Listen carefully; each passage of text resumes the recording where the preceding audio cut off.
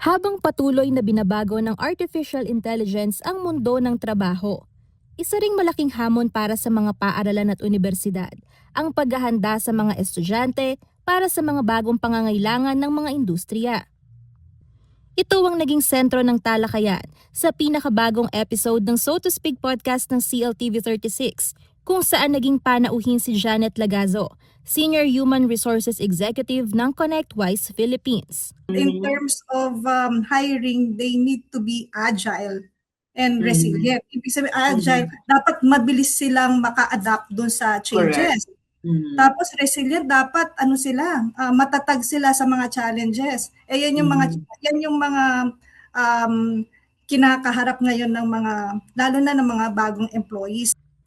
Batay sa isang pag-aaral na inalathala ng Forbes gamit ang datos ng LinkedIn, kabilang sa mga kursong may malawak na oportunidad sa iba't ibang industriya ang English, Communication and Journalism, at Visual and Performing Arts.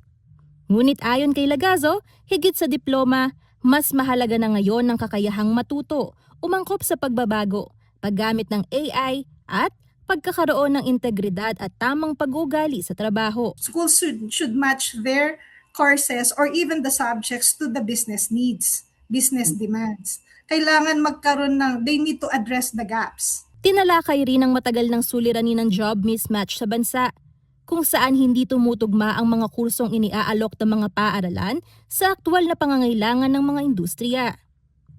Ayon kay Lagazo, kailangang palakasin ng apprenticeship, internships, industry immersion, at competency-based learning upang mas maging handa ang mga fresh graduates sa pagpasok sa trabaho. Ibinahagi rin niya na sa kanilang kumpanya, mas binibigyang halaga na ngayon ang adaptability, AI literacy, teamwork, resilience, at lifelong learning. To all fresh grads, you need to ask yourselves, ano ba yung gusto ninyo?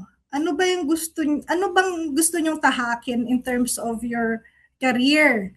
Ano yung gusto nyong maging bukas so that you can choose the employment that you need. Hindi lang yung dikta ng ganito, ng school, dikta ng magulang or kung sino man, but much better to ask yourself. Otherwise, you're gonna have some challenges or magkakaroon din ng delay ng discovery kung ano yung gusto mo. Ano nga ba ang mga katangiang hinahanap ng mga employers sa panahon ng artificial intelligence? Paano maaapektuhan ng AI ang iba't ibang propesyon? At bakit naniniwala ang isang senior HR executive na panahon ng baguhin ang paraan ng pagtuturo at paghahanda sa mga susunod na manggagawa? Panoorin ng kabuuan ng talakayan sa So to Speak podcast kasama sina Sonia P. Soto at Janet Lagazo sa Miyerkules, July 15, 8 p.m. sa CLTV 36 Free TV, YouTube, Spotify at iba pang digital platforms ng CLTV 36. Angelica Cara, CLTV 36 News.